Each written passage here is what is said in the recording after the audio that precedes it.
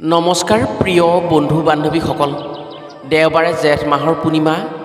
এইবাৰ জেঠ মাহ মল্লমাহ হোৱাৰ বাবে এই মাহৰ পূৰ্ণিমাৰ মহত্ব আৰু ক্ষমতা অতি বিশেষ হ'ব। এই মাহ ডাঙৰ মাহ। যদি এই মাহৰ পূৰ্ণিমাৰ দিনা কিছুমান কাম নিজৰ ঘৰত কৰি ৰাখিব পৰা হয়, তেনে ঘৰলৈ সুখ শান্তি আৰু সৌভাগ্য আহে। এই পূৰ্ণিমাৰ দিনা দুটা বস্তু কেতিয়াও দান নকৰিব।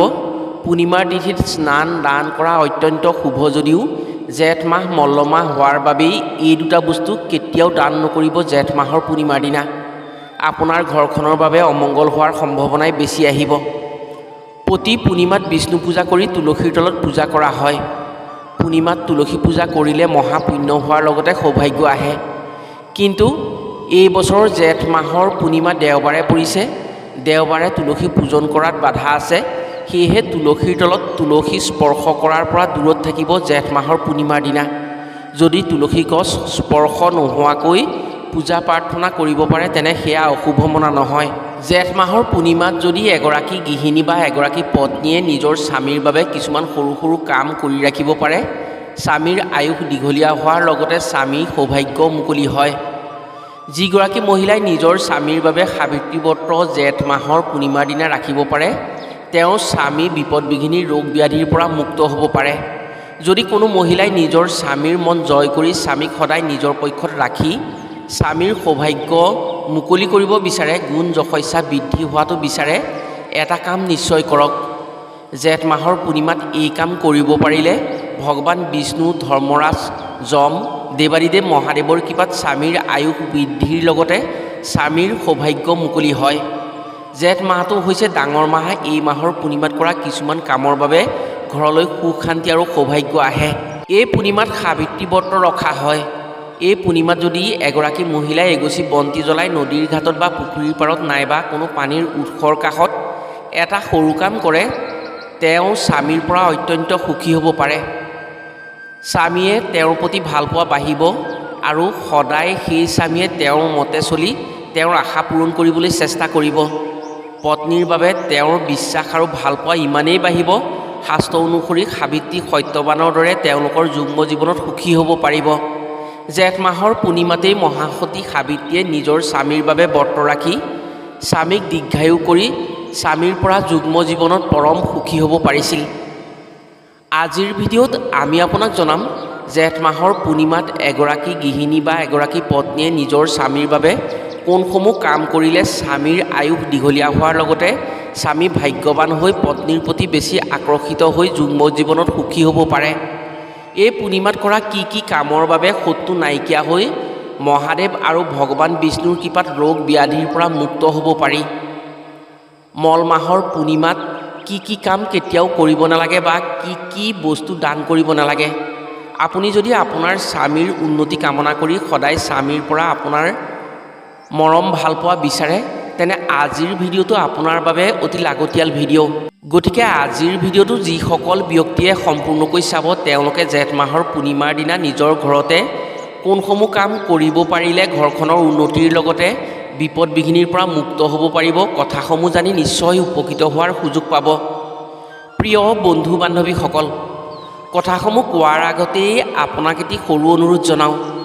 ভিডিঅ'টো যদি ভাল পায় তেনে এটা লাইক কৰাৰ লগতে কমেণ্ট বক্সত ওম নমঃ শিৱায় বা জয় শ্ৰী হৰি বিষ্ণু বুলি লিখিবলৈ কেতিয়াও নাপাহৰিব। আৰু যদি আমাৰ চেনেললৈ প্ৰথম আহিছে, তেনে চেনেলটো ছাবস্ক্ৰাইব কৰাৰ লগতে অন্য 10জনে উপকৃত হোৱাকৈ ভিডিঅ'টো শ্বেয়াৰ কৰিবলৈ অনুৰোধ জনালোঁ। জেঠ মাহৰ পূৰ্ণিমাৰ দিনা ব্ৰত ৰাখি শ্ৰীহৰিক পূজা কৰিব পাৰিলে জীৱনৰ সকলো বিপদৰ পৰা উদ্ধাৰ হ'ব পাৰে। কিন্তু এইদিনা ব্ৰত ৰাখিব নোৱাৰিলেও কোনো ধৰণৰ তামসিক আহাৰ গ্ৰহণ নকৰিব বা কাজিয়া পেচাল বেয়া কৰ্ম আপুনি নকৰিব।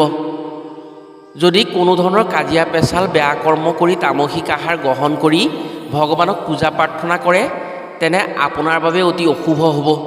ইয়াৰ ফলত আপোনাৰ শুভ হোৱাৰ বিপৰীতে অশুভ প্ৰভাৱ পৰাৰ আশংকা আহিব। এইদিনা তামসিক আহাৰ গ্ৰহণ কৰিলে জীৱনত সমস্যা বাঢ়ি বিপদত পৰাটো নিশ্চিত হয়।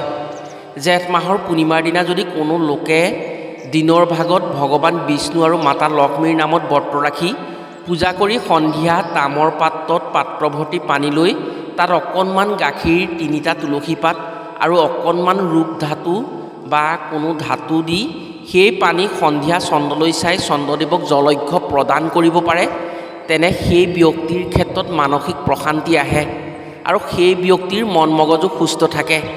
সেই ব্যক্তিয়ে যিকোনো ক্ষেত্ৰত সুস্থ সিদ্ধান্ত ল'ব পাৰে আৰু সেই ব্যক্তিৰ ক্ষেত্ৰত ভগৱান বিষ্ণু আৰু মাতা লক্ষ্মীৰ কৃপাৰ উপৰিও চন্দ্ৰদেৱৰ বিশেষ কৃপা থাকে, যাৰ ফলত তেওঁৰ সৌভাগ্য মুকলি হয়। সেই ব্যক্তিয়ে পাৰিবাৰিক জীৱনত সুখ শান্তি লাভ কৰিব পাৰে, সন্তানৰ গুণ যশস্যা বৃদ্ধি পায়, সন্তানে সকলো ক্ষেত্ৰত নিজৰ প্ৰতিভা বিকাশ কৰিব পাৰে, মন মগজু চোকা হয় আৰু শিক্ষাৰ ক্ষেত্ৰত আগবাঢ়িব পাৰে। জেঠ মাহৰ পূৰ্ণিমাত স্নান দান কৰাৰ বাবে অত্যন্ত পবিত্ৰ মনা হয়, কিন্তু এই বছৰৰ জেঠ মাহ মল্লমাহ পৰিছে, সেইবাবে এইদিনা আপোনাৰ ঘৰৰ পৰা দুটা বস্তু কেতিয়াও দান নকৰিব, কাৰণ এই বছৰৰ জেঠ পূৰ্ণিমা ৰোহিণী নক্ষত্ৰত ৰবিবাৰে পৰিছে। যদি এই সময়ছোৱাত অৰ্থাৎ জেঠ মাহৰ পূৰ্ণিমাৰ দিনা আপুনি দুটা বিশেষ বস্তু দান কৰে, তেনে আপোনাৰ বাবে বিপদ অহাৰ পূৰ্ণ সম্ভাৱনা আহিব পাৰে আৰু শত্ৰুৰ প্ৰভাৱ বাঢ়িব আপোনাৰ ওপৰত। শত্ৰুৱে আপোনাক শত্ৰুতা কৰিবলৈ চল পাব। ৰাহু আৰু শনিৰ বেয়া প্ৰভাৱত আপোনাৰ সমস্যা বাঢ়িব। এই দিনটোত ভগৱান বিষ্ণুৰ প্ৰিয় গাখীৰ আপুনি কাকোৱে দান নকৰিব। যদি ধন টকা পইচাৰ বিনিময়ত আপুনি গাখীৰ বিকে তেনে আপোনাৰ কোনো ক্ষতি নহয়। যদি আপুনি এই দিনটোত গাখীৰ কাৰোবাক দান কৰে তেনে আপোনাৰ বাবে কিছু বিপদৰ আশংকা থাকিব। গাখীৰেৰে তৈয়াৰ কৰা কোনো বস্তু আপুনি এই দিনটোত দান নকৰিব। গাখীৰেৰে তৈয়াৰ কৰা বস্তু যদি আপুনি এই দিনটোত দান কৰে তেনে ঘৰখনৰ বাবে অৰ্থ সংকট আহিব পাৰে, মাতা লক্ষ্মী অক্ষুণ্ণ হ'ব। ইয়াৰ উপৰিও এই দিনটোত লোহাৰ কোনো ধৰণৰ সামগ্ৰী আপুনি দান নকৰিব। লাগিলে সৰুৱেই হওক বা ডাঙৰেই হওক, কোনো লোহাৰৰ বস্তু আপুনি ঘৰৰ পৰা কাকোৱে দান নকৰিব। আনৰ ঘৰলৈ যদি এইদিনা আপুনি লোহাৰৰ বস্তু দিয়ে তেনে শনি আৰু ৰাহুৰ প্ৰভাৱে শত্ৰুৰ কবলত পেলাব পাৰে আপোনাক। শত্ৰুৰ কবলত পৰাৰ ভয় বেছি থাকিব।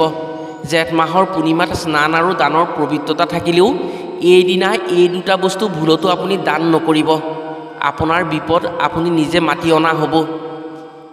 এইদিনা পুৱা সূৰ্যোদয়ৰ পাছত তুলসীৰ গছৰ তলত জল অৰ্পণ কৰিব লাগে, কিন্তু এই দিনটো দেওবাৰ হোৱাৰ বাবে আপুনি এইদিনা জল অৰ্পণ কৰাৰ ক্ষেত্ৰত বহু সাৱধান হ'ব লাগিব। আপুনি তুলসী গছত লগাই জল অৰ্পণ কৰিব নোৱাৰিব। যদি এই দিনটো তুলসী গছৰ গুৰিত জল অৰ্পণ কৰাৰ সময়ত সেই জলত অকণমান পিয়ৰ গাখীৰ আৰু অকণমান গুড়ি হালধি দি ল'ব পাৰে, তেনে আপোনাৰ ঘৰত যোগাত্মক শক্তিৰ বিশেষ প্ৰভাৱ পৰিব, যাৰ ফলত ৰোগ ব্যাধিৰ পৰা আপুনি সুৰক্ষিত হৈ আপোনাৰ ঘৰখনৰ বাবে সুখী হ'ব পাৰিব। শাস্ত্ৰ অনুসৰি জেঠ মাহৰ পূৰ্ণিমাত কৰা এই কামৰ ফলত মাতা লক্ষ্মী আৰু শ্ৰী বিষ্ণুৰ কৃপাত ধন টকা পইচাৰ সমস্যা একেবাৰে নাইকিয়া হয়। মাতা লক্ষ্মীৰ কৃপাত ঘৰলৈ ধন আকৰ্ষণ হয়। কিন্তু এইদিনা যদি কোনো মহিলাই চুলি মেলি তুলসীৰ তলত চাকি বন্তি দিয়ে বা তুলসী গছ স্পৰ্শ কৰে বা তুলসী গছত স্পৰ্শ হোৱাকৈ কিবা কাম কৰে, পাত ছিঙে, তেনে ঘৰলৈ অশুভ শক্তিৰ প্ৰভাৱ আহিব আৰু তুলসী মাতাৰ দোষত সেই ঘৰত বিপদ বিঘিনি বেছি হ'ব। মাহৰ পূৰ্ণিমাত যদি আপুনি নদীত স্নান কৰিব পাৰে তেনে আপুনি গংগাত স্নান কৰাৰ সমান পবিত্ৰতা পাব, আপোনাৰ পাপ নাশ হ'ব। এই মাহটো হৈছে মল মাহ। মল মাহৰ পূৰ্ণিমাৰ মহত্ব আৰু ক্ষমতা অত্যন্ত বেছি। এইদিনা যদি নদীত স্নান কৰিব পাৰে তেনে 7খন তীৰ্থ ভ্ৰমণ কৰাৰ সমান পুণ্য পাব। যদি আপুনি নদীত স্নান কৰাৰ অসুবিধা আছে তেনে স্নান কৰাৰ পানীত অকণমান গংগাজল আৰু গাখীৰ মিহলাই ল'লে নদীত স্নান কৰাৰ সমান পবিত্ৰতা পাব। যিসকল মহিলাই স্বামীৰ বাবে এই পূৰ্ণিমাত ব্ৰত ৰাখি সন্ধিয়া জোনৰ পোহৰত পানীত এটা বিশেষ কাম কৰে, তেওঁৰ স্বামীৰ সৌভাগ্য মুকলি হয়, স্বামীৰ আয়ুস বৃদ্ধি হয়। পত্নীৰ প্ৰতি সেই স্বামী আকৰ্ষিত হৈ পত্নীৰ সুখৰ বাবে যিকোনো ক্ষেত্ৰতে নিজে কষ্টত থাকি হ'লেও পত্নীক সুখী কৰি ৰাখিবলৈ চেষ্টা কৰে। এই দিনটোত কৰা এই কামে স্বামীৰ জীৱনত বিপদ বিঘিনি দূৰ কৰে, স্বামীক নৱগ্ৰহৰ অশুভ প্ৰভাৱৰ পৰা সুৰক্ষিত কৰে। আপুনি যদি আপোনাৰ স্বামীৰ উন্নতি কামনা কৰে তেনে এই বিশেষ দিনটোত পুৱা সোনকালে উঠি স্নান কৰি আমি ওপৰত উল্লেখ কৰাৰ দৰে তুলসী গছত জল অৰ্পণ কৰিব। দিনৰ ভাগত ব্ৰতত থাকিব পাৰিলে অতি ভাল হয়। যদি ব্ৰত ৰাখিব নোৱাৰে তেনে নিৰামিষ আহাৰ গ্ৰহণ কৰিব। সন্ধিয়া 3 গছি বন্তি ল'ব।